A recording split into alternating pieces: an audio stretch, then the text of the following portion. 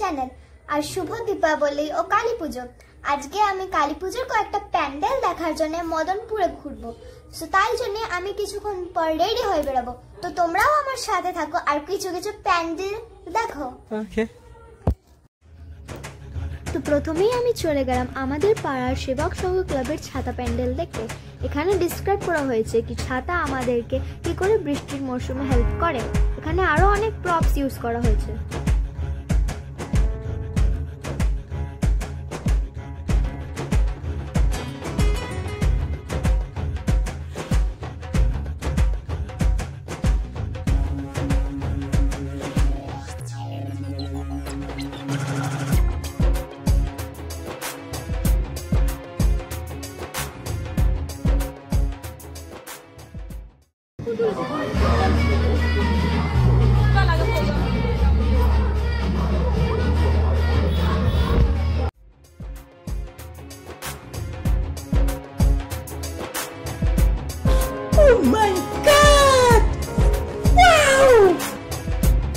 এরপর আমি দ্বিতীয় প্যান্ডেলের দিকে যাওয়া শুরু করলাম। রাস্তায় এত লাইটিং দেখে মনে হলো আমি ফেরিল্যান্ডে চলে আসলাম।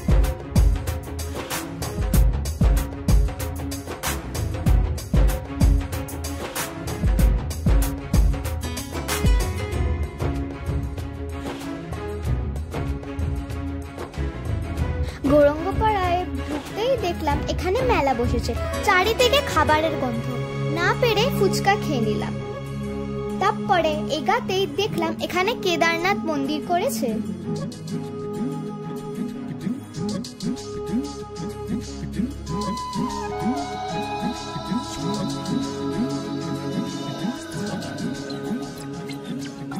বুনু বলো তোমার কেমন লাগছে আজকে পুজো ঘুরে? ভালো লাগছে, তোমার কেমন লাগছে? আমারও খুব ভালো লাগছে। আজকে তোমরা কোথায় এসেছো বলো? এই দেখো এখানে কি শ্যামা পোকা। এই দেখো এখানে ফাংশন হচ্ছে কালী পুজোর। আর এই যে কেদারনাথ মন্দির করেছে আমাদের গৌরঙ্গপাড়া মাঠে। এই যে আমি আর তৃতীয় প্যান্ডেলের দিকে ঢুকেই দেখলাম খুব সুন্দর প্যান্ডেল করেছে। আলোয় ঝলমল করছিল সব জায়গা। আর মায়ের মুখটা খুবই মিষ্টি হচ্ছিল, দেখে একদম মন ভরে গেল, খুবই শান্তি লাগলো।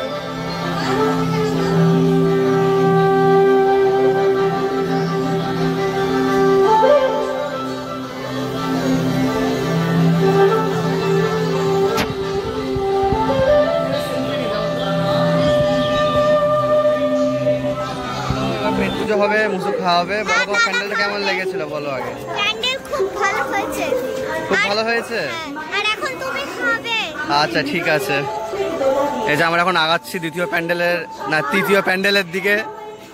এটা খুব ভালো লাইটিং করেছে। এখন রাস্তায় কিছু কিছু হচ্ছে। এখন আমরা আগে চলেছি, জানি না এটা ভয়েস ওভার হবে না এটা রিয়েল ভয়েস থাকবে। এই যে আমরা সবাই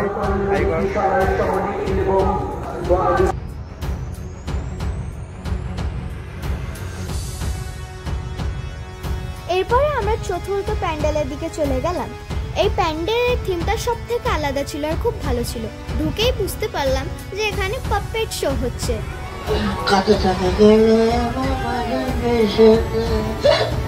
বাবু রে বাবু, আমি বলেছিলাম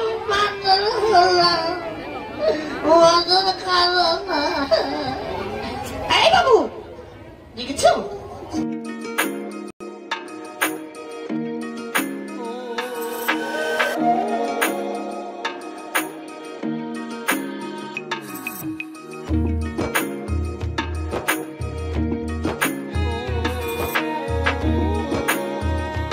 এরপর আমি দাদার বাড়ি চলে গেলাম মাসির সাথে দেখা করতে।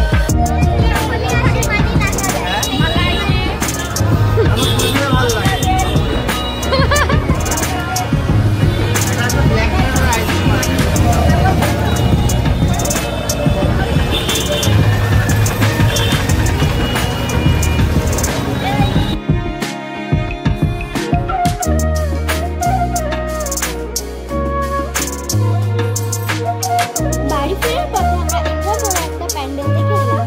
এটা খুব ভালো ছিল আর এখানে প্রোগ্রামও হচ্ছে।